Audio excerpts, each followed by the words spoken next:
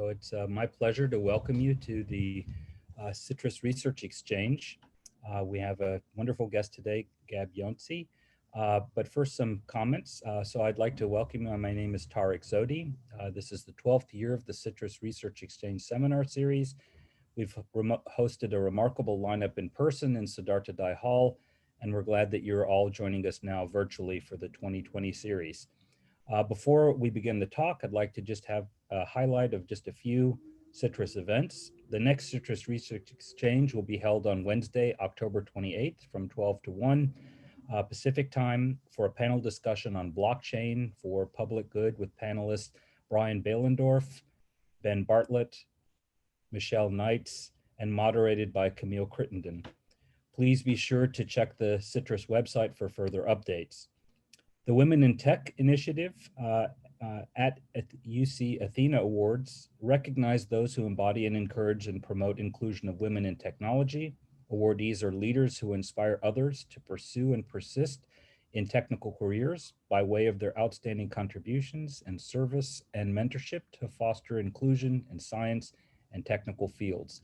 The nominations are now open to all candidates, regardless of gender, age, institutional affiliation, and country of residence. Please submit your nominations by November 6, 2020. Virtual participation deadlines before we get into the talk. Please post all your questions in the Q&A box on Zoom. You should see the Q&A box icon at the bottom of your Zoom window.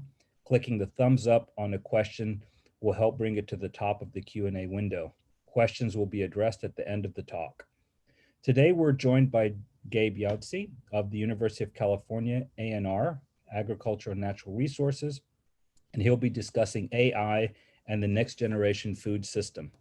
So a little bit about Gabe. Gabe leads the innovation for UC's statewide agricultural and natural resources division, bringing together UC research, commercialization activities, and industry academic collaborations to advance the innovation in food and agriculture. Mr. Youtsey is also a leader of the newly created AI for Next Generation Food Systems Institute, a national collaboration among 5 food and agriculture research universities and the USDA. It's a real pleasure to welcome Gabe. So Gabe, the floor is yours. So thank you for having me. I'm excited to be here. CITRIS is an organization I've long admired and desired to work more closely with, and some of the wings of CITRIS at various campuses I've worked with closely on various projects. So excited to be here with you. Again, I work for Agriculture and Natural Resources. I'm going to say a little bit more about that organization. So UC A&R, a UC-wide division under the Office of the President. We've been in existence for over 100 years. We're very closely linked with the campuses and have been for many years of UC Berkeley, UC Davis, and UC Riverside, but increasingly we have footprint on the other campuses as well, Merced and Santa Barbara and Santa Cruz. And the role of A&R, someone succinctly put it, is the original tech transfer to the people of California. And you can see through some of these photos a representation of all the various things that we do. We work very deeply and closely with the California agricultural industry in transferring scientific knowledge and know-how through an activity called cooperative extension that we do in every single county across the state of California. We do all kinds of workshops and field days and other kinds of events on all range of topics, from weed science to pest management to harvest technology, etc. And we work with youth we run 4-H for the state of California. We run nutrition programs for the state of California. So there's a lot of breadth.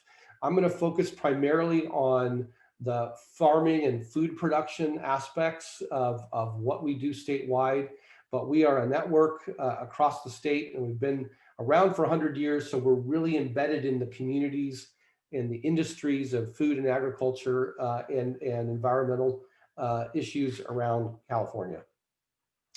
Just to look at a snapshot of the campuses, you can see there in orange. We have our own research and extension centers around the state.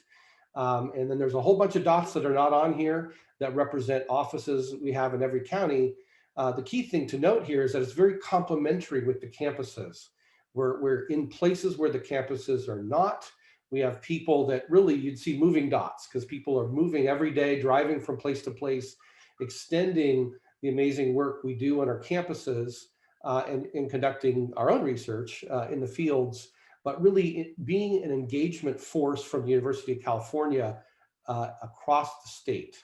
So it's a unique role, and yeah, it works really, really well as we partner with the campuses. I'm here to talk broadly about our food system and the challenges that we're facing in our food system. I'm going to give you a snapshot of the industry. But I first, wanted to, let's start with stating the obvious. These are things that most of you on this call are going to be pretty aware of, but really the urgency to protect our food supply, our environment, our health is here. COVID-19 has only made that, put that in sharp focus. Our food system is extremely fragile. We've seen that play out with massive new food waste as restaurant supply chains have shut down and food producers can't respond quickly and easily. We, of course, see the effects of nutrition insecurity, where the impacts of chronic food choices affect people's ability to stave off COVID-19 infections, et cetera. Our healthcare system, climate change impacts are continuing to grow and demonstrate themselves with very unpredictable events. Our wildfires in California have been a very visible impact, and of course the economic collapse of all of the fall of these things. So I don't need to probably say a lot about this, but I wanted to level set. These are some of the focus areas that we've really been honing in on related to our food system, not just farming, but the impacts to the overall system, the impacts to our health, and the impacts to our climate. And so some of the solutions, some of the hope that's out there is going to be in the form of some of these innovations where we have new focus both on the disease-fighting foods that we have and disease-fighting foods of the future. By providing climate-smart agriculture, and California is at least a national leader in the United States in thinking about sustainable agricultural production that is what they would call climate smart and adaptable to the realities of climate change. All while thinking about and providing for our local communities, particularly our rural communities, so that they can thrive and prosper in this new environment and continue to have jobs and be a healthy ecosystem.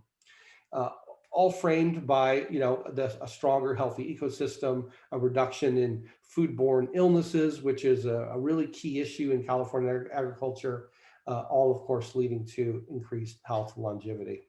So new technologies that I'm going to talk about, really looking at outcomes to address those issues. I want to set the context with there's really a food evolution or food revolution, food system. This is a bit of a history. This is courtesy of our partners from March Fund. But really from the 19th century to the 20th century, globalization started to happen where we were able to extend the shelf life through things like canning and preserve basic nutrition of food ingredients and then globalize those supply chains throughout much of the 20th century so that food products and the nutrition that's produced anywhere in the world can be shipped anywhere else. That's where we've given rise to GMOs and call it unsustainable agricultural practices, as well as we've seen the globalization of obesity and diabetes, leading to, now we're at a state where we've got calorie security, but not necessarily nutrition security globally.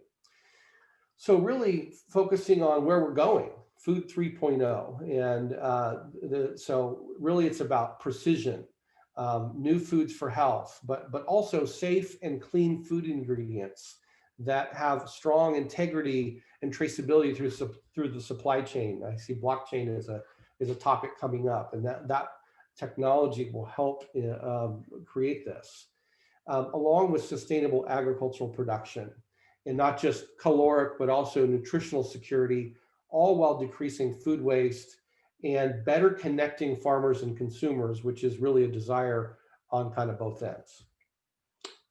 So we'll talk about some of the enabling technologies that are going to lead to this new state of Food 3.0. But first, let me talk a little bit about California agriculture. I talk, in this industry, we talk about it a lot, but I'm guessing some of you don't know the context. But let me start by saying California agriculture is, of course, this is in our backyard, so it's right, we focus on California, but it's a good microcosm for the rest of the world's agricultural production, in part because we grow over 400 varieties of crops in California. We have food processing of all different kinds, from large factories producing, Blue Diamond almonds, a pretty raw product that gets shipped all over the world, to highly processed foods, to fresh foods that are delivered locally and globally.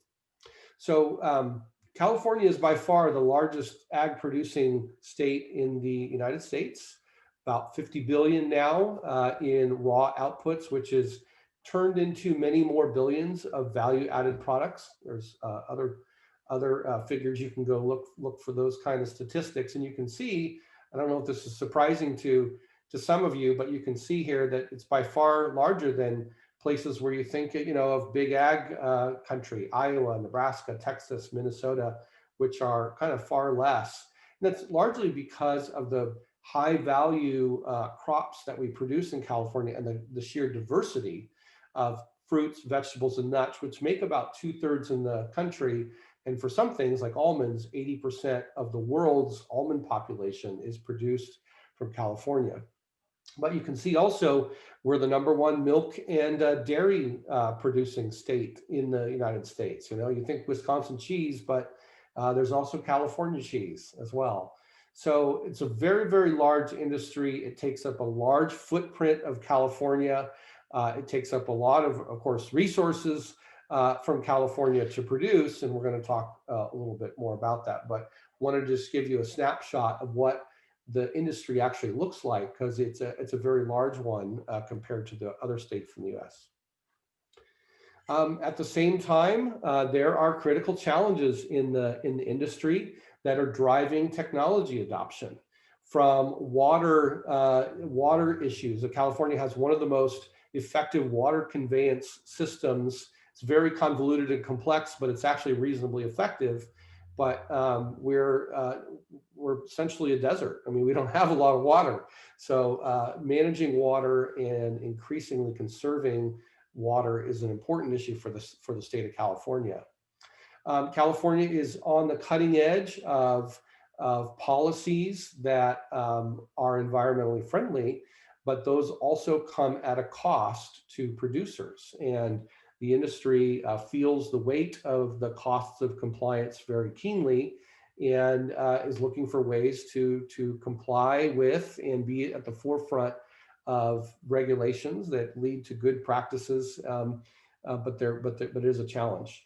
Pests and diseases, always a threat. California has many different things that pop up. I'd say it's relatively has less disease than other places, but there are things like the Asian citrus psyllid, which is coming to California, and if we don't find innovative ways to address it, can decimate the things like the citrus industry. If you ask a farmer what the top concern is and thing that's driving technology adoption today, they would answer labor. Labor is a very challenging topic, not just in California, but really even in Mexico or across the United States. It's increasingly hard to find, and the cost continues to go up. And so it's one of the key drivers behind why technology innovation is becoming a major investment focus for the food and agriculture industries.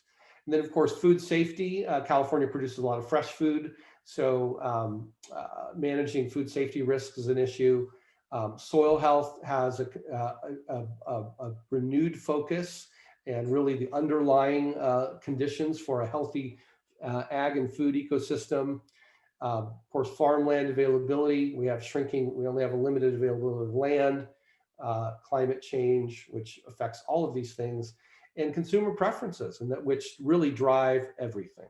So a lot of these topics are driving changes into, you see this industry, the strawberry industry, a very labor intensive industry, high value, but labor intensive. And over time, this scene will change. Further examples here from California, you've seen a massive increase in the tree nut industry, over 134% growth there, largely because high profitability for walnuts, almonds, and pistachios, and production can be mechanized. So where you've got high profitability and high ability to mechanize, then you've seen investments in those areas. You compare that with things like asparagus, massive drop in asparagus production in California. In fact, most of it's completely gone away to Mexico, mainly because it's a very labor intensive crop to harvest. And those pressures are driving it out. Same thing with stone fruit, peaches, apricots, nectarines, etc. Used to be, one of the largest crops in California, but because of the cost of labor really being driven out for more mechanized crops. So let's talk about California's future and its ability as a leader in developing globally sustainable food and ag technology. We really have the recipe for being the global leader in producing the future of this through our leadership as an agri producer. We have large food processing industry footprint. Those regulations lead to very, very high quality standards. California is known as really the quality leader worldwide in its fruits, vegetables, and nuts and other produce. Of course, we're also technology innovation leaders. And we've got top universities. We have real sustainability leadership in California, many different products. We have very small farms. I mean, a lot of people think that, farming in the US is all dominated by large farms. It's actually not true. There's a very good mix of small and large farms. And in fact, small farmers in California, provided they can find the capital to get started, can often make a living because of the ability to produce higher value produce and the immediacy of financial capital. So California is a great place to spawn this new industry of food and ag tech, and it is already demonstrating leadership in that.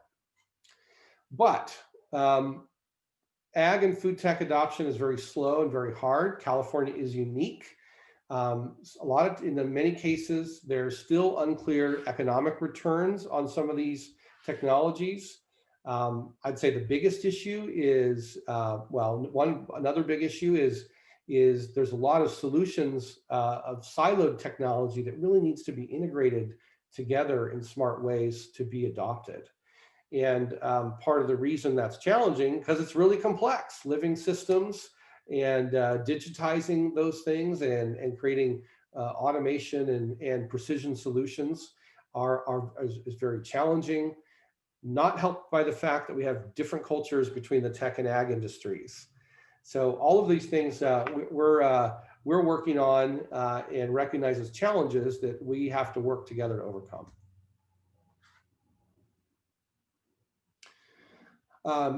Many of you have probably seen this. This isn't specific to this, but really this is a very poignant issue in thinking about how do new technologies get to market. There is this kind of valley of death where there's strong academic research and development of early technologies there's strong market need, but then there's this part in the middle where it's really difficult to get these early technologies, off the ground and into the hands of industry. And so there needs to be kind of gap bridging solutions to drive these technologies forward so they can be adopted and scaled in industry.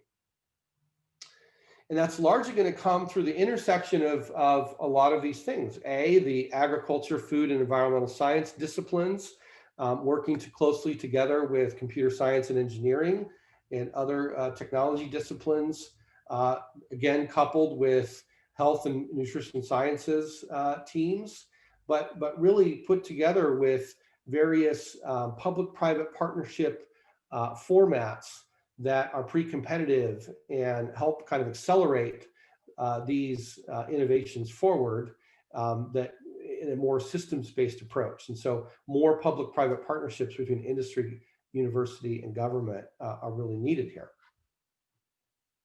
So one of the programs that we have embarked on from UC A&R is to build the Vine community, starting with community, to really get the innovators across our state, across these disciplines, working together more effectively, starting with that, not reinventing the wheel, but having more effective alignment and collaboration. So you see represented here, not just our organization, but accelerators and incubator programs, both public and private sector, community colleges, CSUs, UCs, because they have different focuses, they have different levels of the parts of the industry they work with. And so our goal was really get more effective collaboration across these entities across our state. And with a special love towards the Central Valley, I would say, and really inviting the Central Valley collaborators to take initiative, because the vast majority of the food in California is produced in this large swath in the center of California called the Central Valley. But really making that network, building it up, making it more effective so it can connect to the Bay Area and Southern California and the other parts of the food system as well.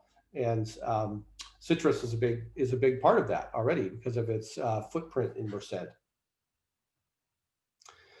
Again, we really envision that progress in the food and agriculture innovation space must be driven forward by this triple helix, as the Europeans call it, of industry, university, and government. But really, our goal is to leverage proven models that are out there. Globally, there's Semitech here in the United States, Fraunhofer, and the Dutch are big public-private partnership innovators, as exampled by Brainport Eindhoven. Of course, right in our backyard on this call, we've got very good examples of innovation happening through programs like Skydeck, CITRIS, and QB3. So our goal is really to leverage and partner with these models to drive this innovation forward. So the way we think about commercializing, both connecting to and supporting research, thing we've done for many, many years, but layering in product and service development activities and commercialization support by leveraging our network, but also really bridging with specific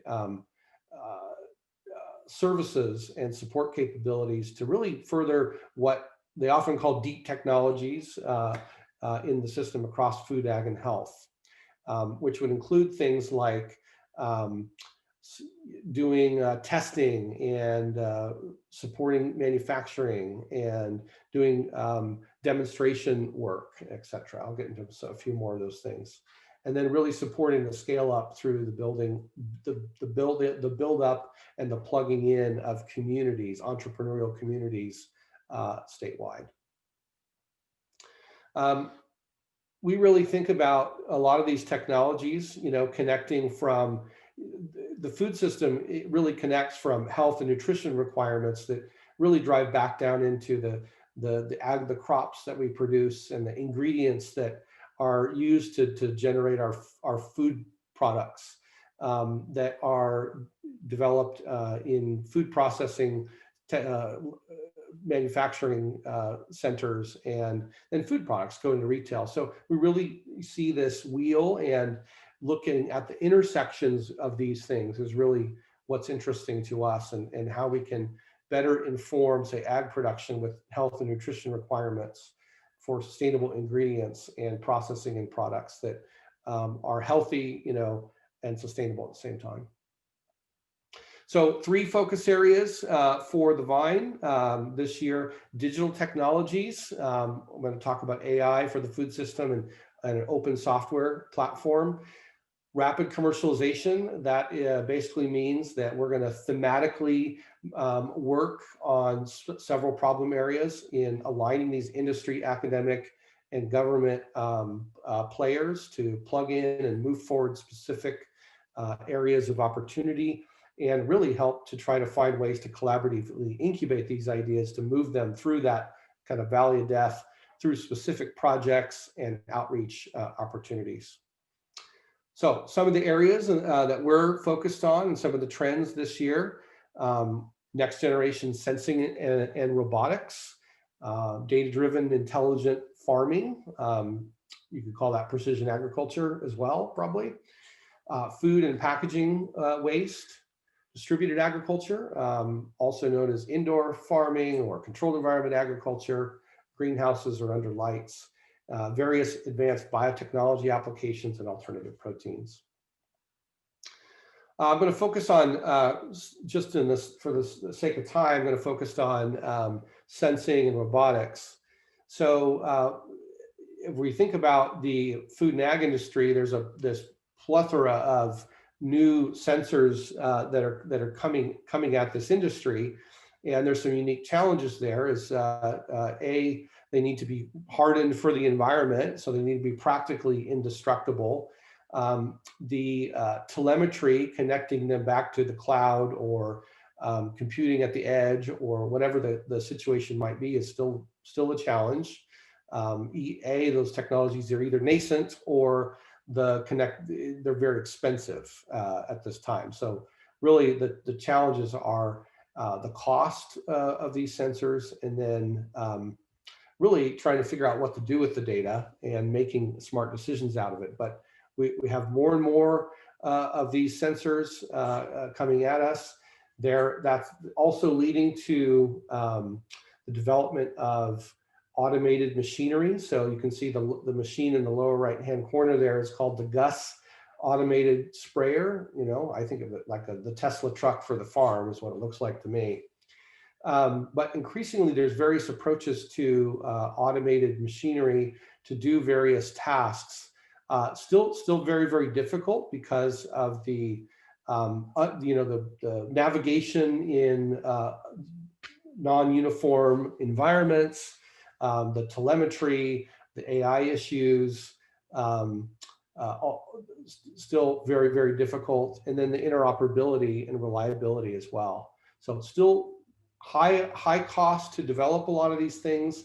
Lack of integration are problems that we're working on solving.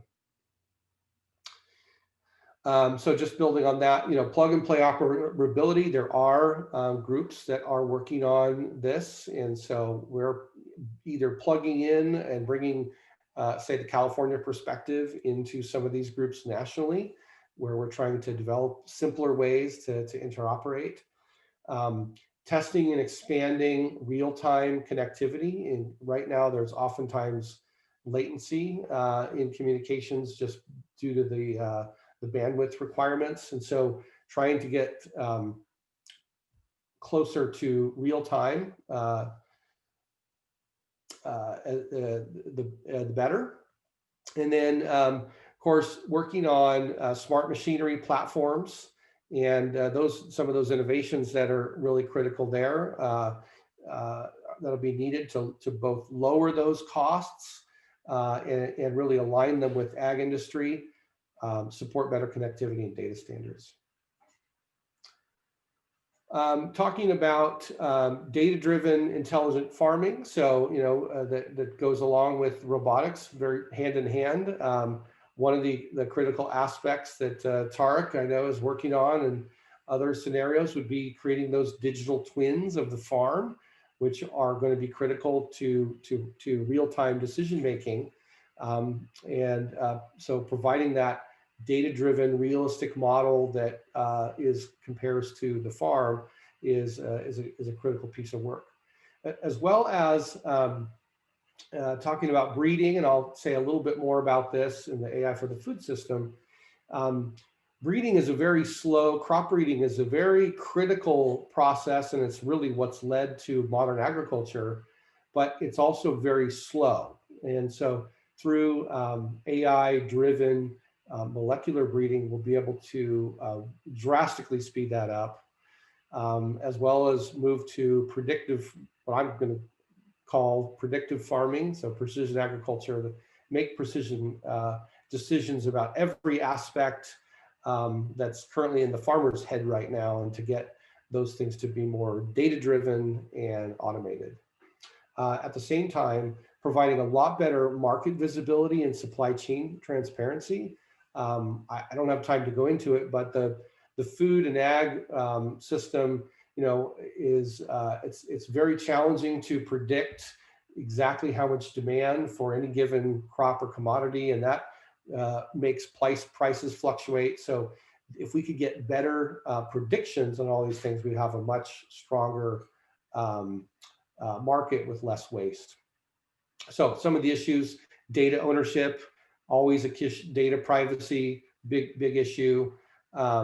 Mapping, the molecules to the bits and bytes is critical, and then of course expanding our AI tools and know-how. So I'm going to kind of round out this talk with talking about a new, we've talked about the industry and the challenges. We've talked about commercializing technology and the need for new ways of doing that.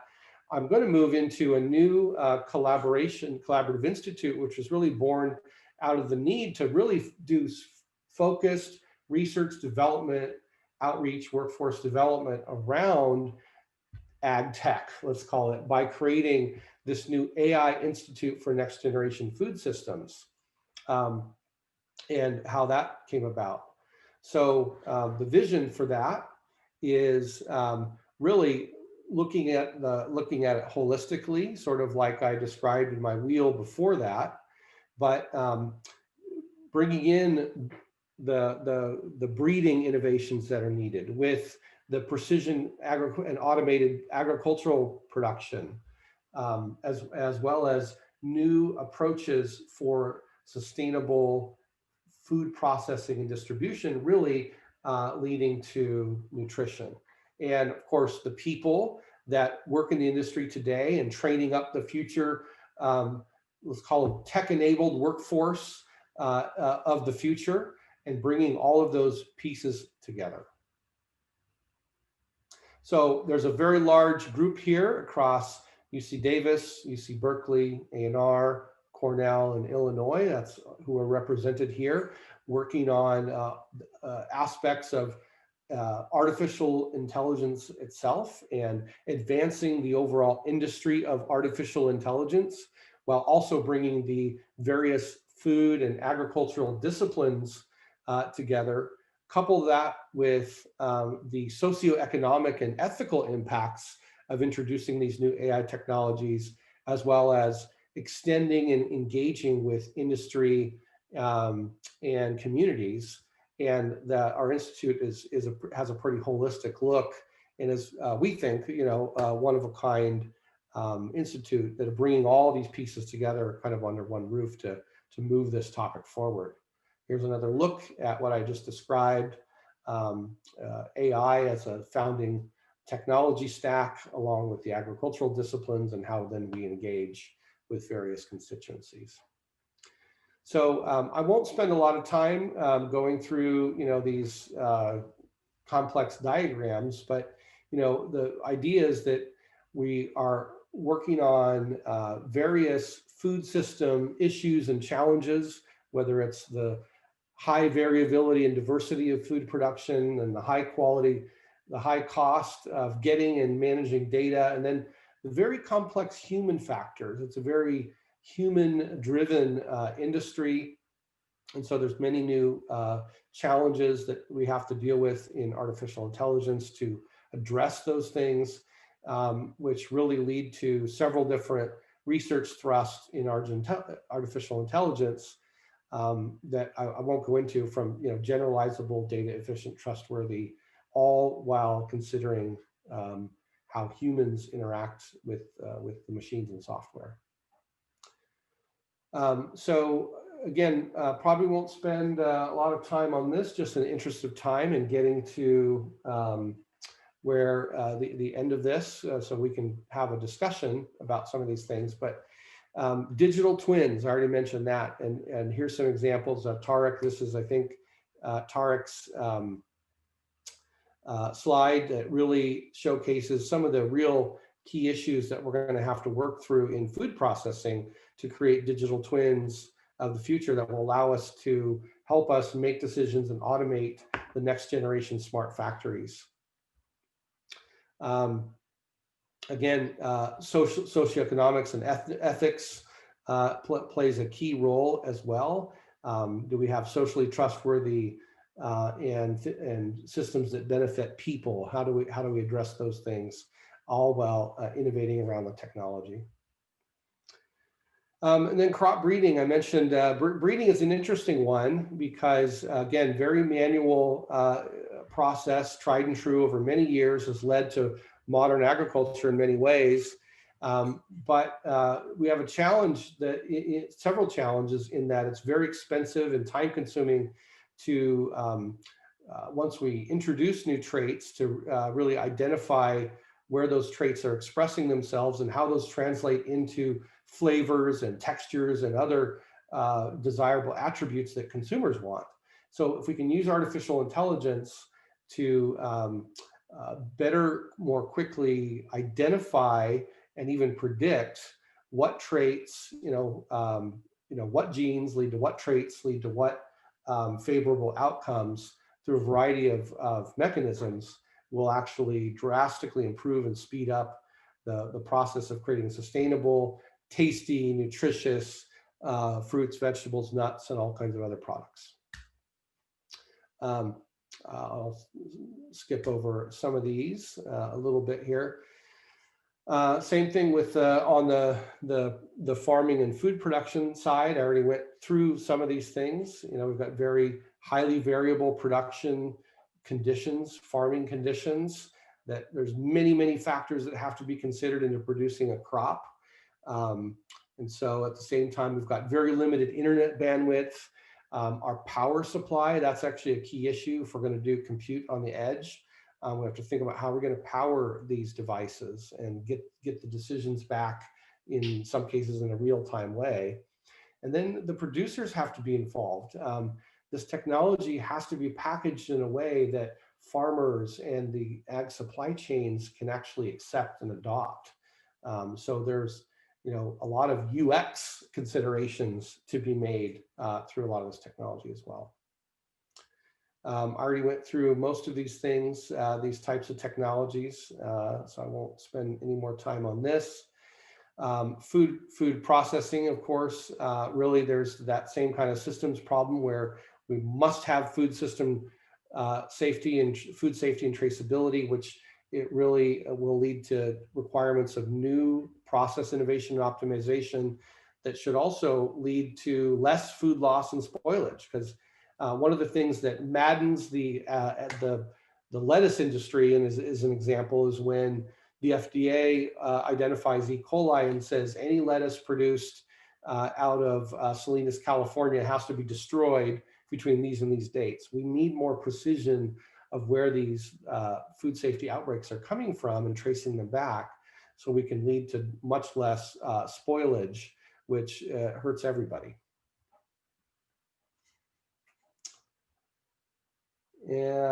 So I'm gonna skip over these. So just moving over here to nutrition. So one of the the things that we've all wanted to do for some time is to be able to take a picture of a meal not go to and enter that food in a very time-consuming way in some food app, and have it really both assess, how many calories does it have, and even what impact does that have on our body.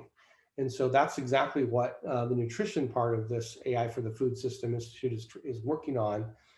Assess the foods as prepared, what are the nutrient components in those foods, and then ultimately, what does that do to our body?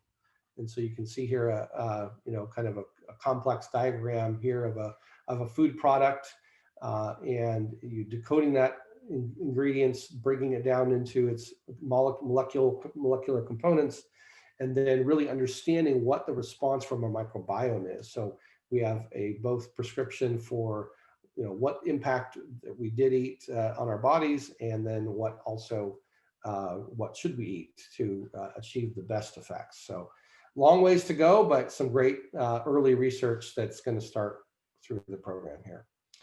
And then I'll just finish it off here with just how are we thinking about engaging and conducting outreach and collaboration. So in addition to my role in the Vine, I'm also the lead, one of the leads of outreach and collaboration for the AI for the Food System Institute. And so we're really thinking about how can we drive these impacts into real ways, to make the U.S. Agri-food industry more competitive and get this technology adopted to lead to a lot of those outcomes that we talked about. And so step one, let's leverage there's many programs that have pieces and parts of this already within the UC system. Let's leverage those to the degree that we can, and develop an engagement plan that really we're going to have to deal with virtual collaboration, but really to create local connections. Like UCANR is a local connection across every county of California. Well, we're aiming to create those connections across the entire country with the other participating institutions as well for various programs. And those look like these things: internships and fellowships. We're about to start first year of an internship program.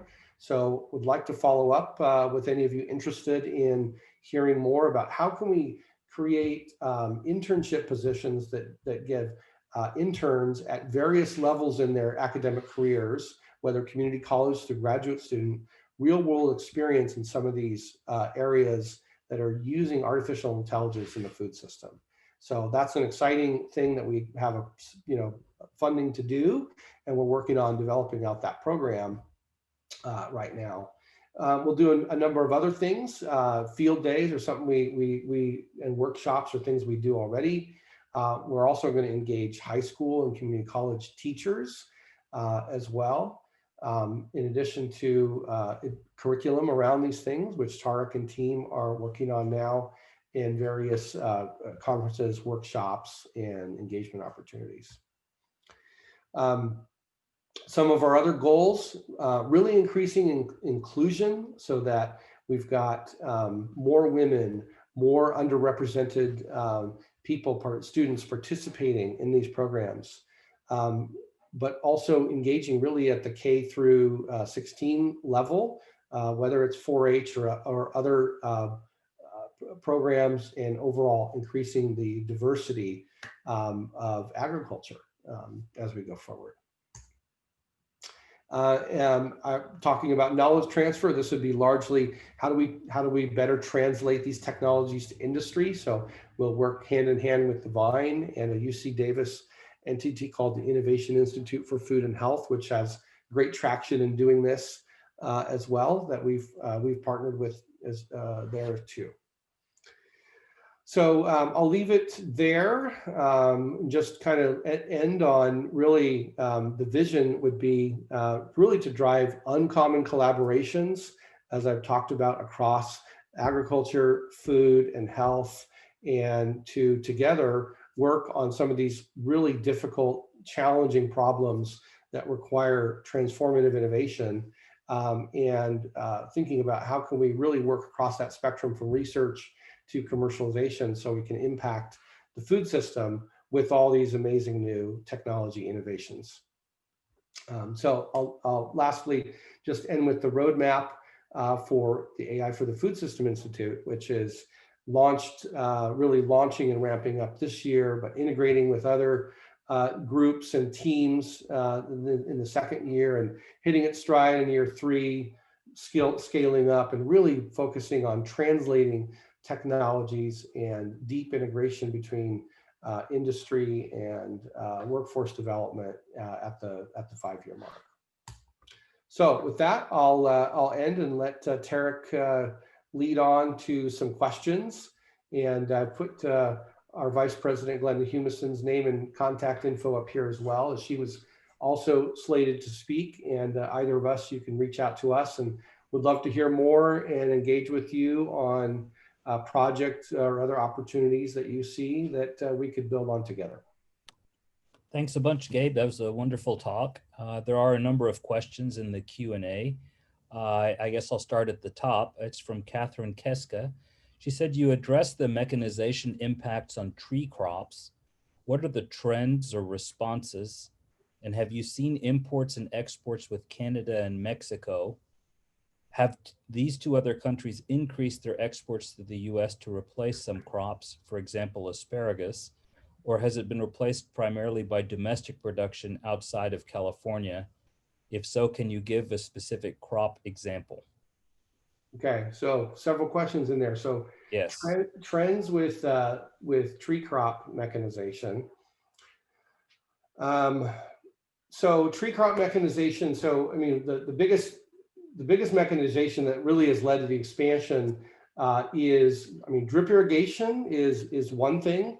So that's helped, reduce the amount of water and costs associated with that. But more importantly is the shaking and collecting of the nuts, basically. I don't know if you've ever seen seen that process, but a gripper comes and shakes the tree, the nuts fall down, they get swept into the middle of the rows, and then ultimately vacuumed up and sent for processing. One of the continued issues with tree crops in California is dust. It creates an enormous amount of dust to do that. And there's also continuing food safety issues with nuts being on the ground. And so there are pushes to get collection of tree nuts into where it doesn't produce much dust, and the nuts don't sit on the ground to dry before they're collected. So those are two mechanization opportunities, but also there's very little yield forecasting as well with tree nuts as well. So that also is a problem that needs to be addressed. Are there more exports coming from, so give me the second part of that question again, Tarek. Yes, so are there more imports and exports with Canada and Mexico? And have these two countries increased their exports to the US to replace some of the crops, for example, asparagus? Or has this been replaced by domestic production outside of California? Yeah, so NAFTA created a very open and easy exchange with Mexico and Canada. And so that's in large part what has led to the movement of crops production into those countries. They largely export a lot of those crops back to the US in addition to other places. The US has, in many cases, like per the example I gave earlier, has translated that production, transferred it from crops that are very high labor to crops like tree nuts, which are very, very low labor. So there have been other crops to fill the void from those things, but we do now rely upon other countries like Mexico for a lot of the fruits and vegetables that we enjoy. All right, so we can go to the next question. It's from Jeffrey Weekly. It seems that to me, like AI might be very useful in tracing foodborne contaminants, for example, E. coli, listeria, and so forth. Are there current research projects exploring machine learning techniques for this kind of tracing? I would agree that it's going to be very, very useful. And Tarek, you may have some thoughts on this yourself, so please weigh in if you do. Yeah, I actively work in this, Jeffrey, and in fact, there's going to be a CITRIS Day talk exactly on this I guess in about 2 to 3 weeks. And that will be the topic I discuss on machine learning for tracing and contact tracing. So to answer your question, there are modern techniques are sometimes called agent-based computing. And what they do is they treat each person as a little entity, and they track them as they move around, and they do virtual contact tracing in real time. So to answer your question, Aphis is actively engaged in this, and that is a topic of active research. So might be worthwhile to go into the next question for Gabe, though. It's from Lee Bernadici. Hi, Gabe. Thanks for presenting and sharing your perspective. Knowing the international scale of your work, I was wondering whether California farmers and or food producers fall on the spectrum of rapid tech adoption or early tech adoption, thinking of the issues like data sharing and AI beyond technical barriers. Are there cultural barriers to tech adoption in California food systems? So I guess maybe rephrasing the question is, are we ahead of the game, behind the game, creating the game? Maybe that would be worthwhile discussing how active we are in tech adoption and AI for food. Well, it's a mixed bag. I would say that we're ahead of the game in areas like irrigation. Now, we're not as far ahead as the countries like Israel, which is very, very advanced in terms of managing water. Just think about the geography of Israel. But we're pretty far advanced. I mean, you know, one of the, if you're not in the ag world, one of the key differences between California and some of the Western states and then the Midwest, as an example, we irrigate our crops. They don't irrigate crops in the Midwest. And so that has led to a lot of requirements in technology advancement. But I think you mean more things like AI and robotics. That's been very, very difficult because of the highly variable nature of the crops. So it's a lot easier in some ways to implement precision agriculture and robotics when you have millions and millions of acres of wheat or corn or soybeans in the Midwest. California, we've got a lot smaller acres of higher value crops. And so I'd say in some ways we're behind in that regard. And then lastly, I'd say we're a little bit behind in many ways in other places in the world, Europe and Australia, just as examples, because there's more regulation, and the regulation has proven to be a driver of some of these technologies, although California is not that far behind. So I'd say we're pretty much, you know, on par. We're advanced in some areas, we're behind in some areas, but we really have all of the components, recipe components to be, you know, the or a global leader in various ag technologies. So there are two last shorter questions. One from Hector Dominguez, which is how precision farming practitioners can get connected to AIFS, number one, and how about the connections with local governments and or local agriculture and food production regional networks. So I guess more of the question, to summarize it, is how can local farmers and local producers get in contact with Aphis, and probably even to a larger extent Vine and so forth? Right. Well, so I'd say both Vine and Aphis are working through kind of our engagement,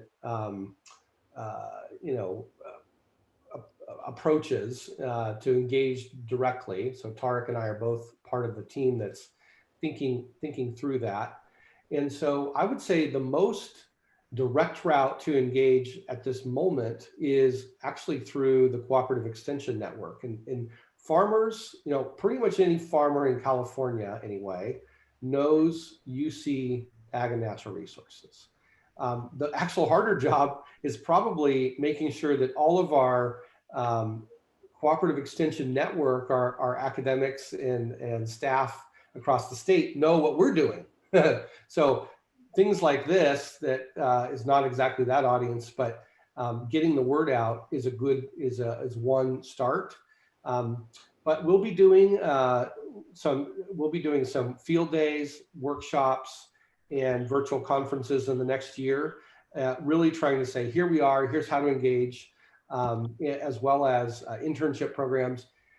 Also, we're also be getting the word out through the Vine network. That includes community colleges, incubators, innovation centers, and food and ag across the state. And so generally speaking, we've got connections in any community across California that we can start to collaborate. And usually they're trying to engage farmers as well, too. So it's not exactly easy, but there are pathways that farmers can go, and the UC Cooperative Extension Network is a great place to start. Okay, well, that's a good, clear message. Finally, from Howard Rosenberg, do unions and other worker advocacy organizations have a role in the production tech innovation projects that Vine supports or is involved in? Yeah, that's been an important aspect. That's been really good feedback that we've gotten as we've proceeded with thinking about, because I mean, the first thing that, workers unions think about is like, are you going to get rid of jobs here, and what's that going to do to our communities? Something we're very, very concerned about, and as a key focus, both of the AI Institute and thinking about what are the social, economic, and community impacts of these technologies. Also in the Vine, that's in part why we created a network that connects into local communities and provides workforce development opportunities, so that there are training, internship, ways to engage young people and workers, so they can go from today's skills in today's technologies into tomorrow's. And so, yes, there are examples of those that are involved, and we have made it a point to intentionally involve some of those organizations in our advisory boards, because that voice is very, very important as we develop these technologies and think about their impact on our communities. Well, Gabe, you've answered all of the questions succinctly and precisely, and we're exactly on time. So I'd like to thank you again for a wonderful talk. And I welcome everyone to go to Gabe's website and also visit Vine and Aphis and other websites that are under construction. Aphis is, of course, a work in progress, but will soon be up and running. And once again, I thank you very much, Gabe. All right. Thank you all. Take care. Sure.